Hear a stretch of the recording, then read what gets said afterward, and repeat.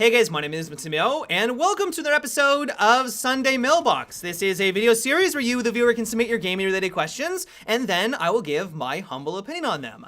To get the format out of the way real quick, if you would like to submit your own question that could be featured in an upcoming episode, you can do so by leaving a comment down below, or by sending me a Facebook and Twitter message. The first question for today comes from a lot of you, and that was that you wanted my opinion on the upcoming changes that are about to happen to Rainbow Six Siege. So if you're not aware, one of the biggest changes is that Frost's shotgun is finally getting the nerf that it deserves, and I think for a lot of people this was a long time coming.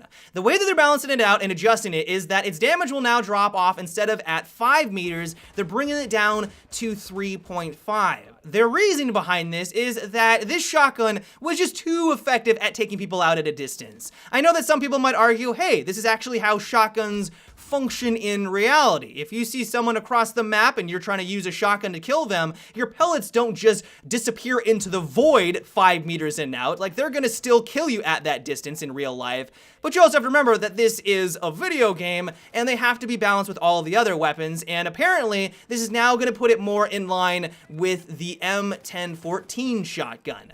And so while I still think that Frost is going to be an incredible operator when you are playing on the defensive team, hopefully this is now going to put in line with all of the other classes in the game. Alongside her gadget and that shotgun, she really was a powerhouse in Rainbow Six Siege, and I think this is now going to put her in a place where she's still very good, but not that kind of must-pick on some maps.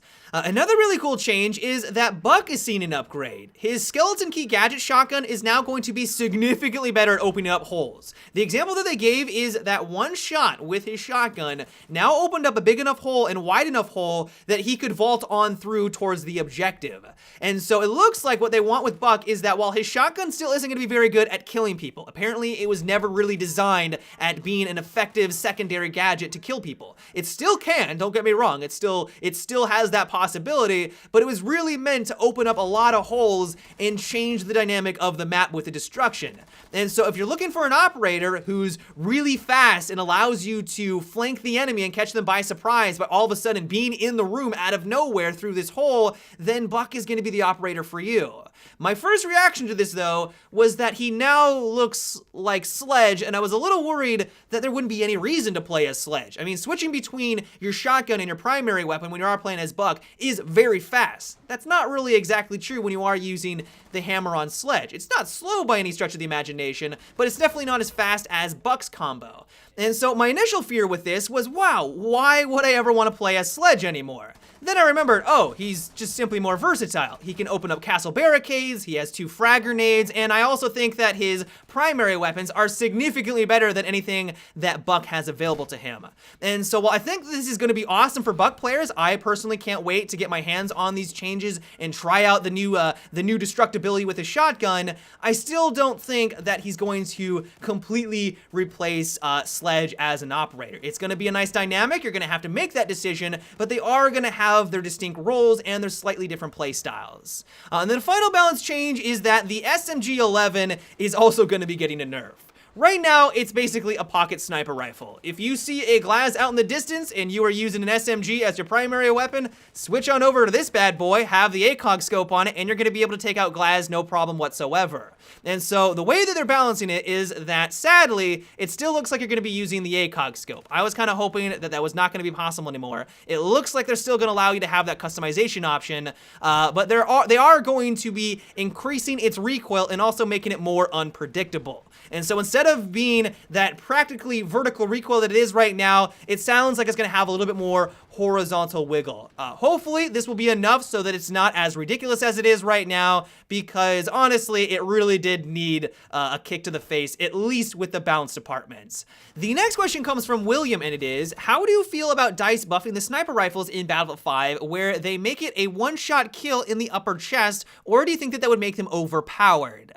I don't know if snipers need that much of an upgrade in the next Battlefield game. I would be okay if they did upgrade them a bit. This actually sounds very similar to the way it worked back in Bad Company 2. In Bad Company, if you were a reasonable distance away from the enemy, if you were playing somewhat aggressively, if you shot them in the upper chest, you were rewarded with that one-shot kill. It was a very rewarding system, it was a lot of fun, but it was nowhere near as powerful as I think you're describing. If you give sniper rifles have the ability to one-shot people at all ranges if you hit them in the upper chest, that would be a nightmare to fight against, and I really think that that would be pushing things too far.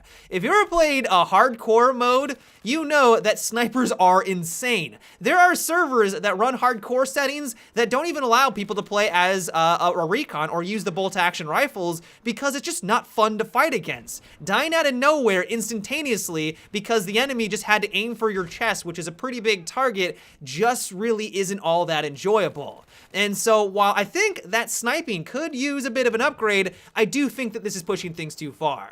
One way they could go about it is that if they don't want to go back to what it was back in Bad Company 2, and I'd be surprised if they did, is just make sure there isn't a defensive field upgrade. I despise the concept of the defensive field upgrade, and I'm really hoping that there's nothing like it in the next Battlefield game, because if you're someone who is aggressive, or if you're just someone who got lucky enough, or if you're skillful enough to snipe someone in the chest and they're only about 10 meters away, I think that you deserve the kill. Simply because they were running a trait or a specialization, they don't die even though they didn't earn that specialization. It's literally the first unlock. It doesn't sit well with me. I really don't think that there should be anything in a first-person shooter that directly counters something like this, especially when you don't have to work for it. I mean, sure, there can be a couple of exceptions here and there. Some guns should counter others, but it shouldn't be this instant I win button because you ran that specialization, or at least that's kind of my thought process. And while I know that there are going to be people out there that will disagree with me on this because they hate fighting against aggressive recons and they like to have a direct counter there, I'm really crossing my fingers that they do steer away from that concept. That, of course, is just my 2 cents, though. The next question is, do you think they should be able to disable the metal detectors in Rainbow Six Siege?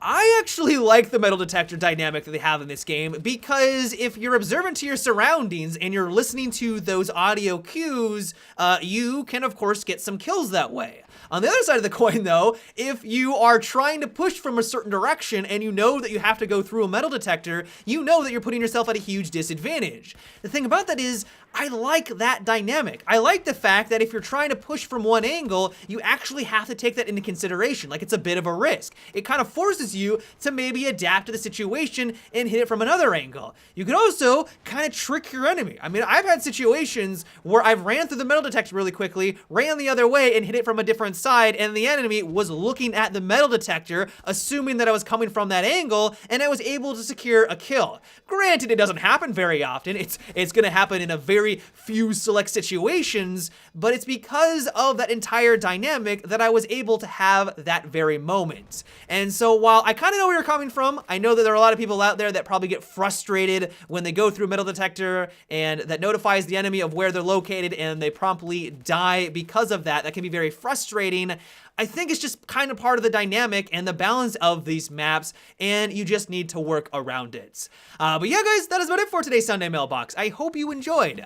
As always, if you would like to submit your own question that could be featured in an upcoming episode, you can do so by leaving a comment down below or by sending me a Facebook and Twitter message. But until tomorrow, guys, have a good one and take it easy.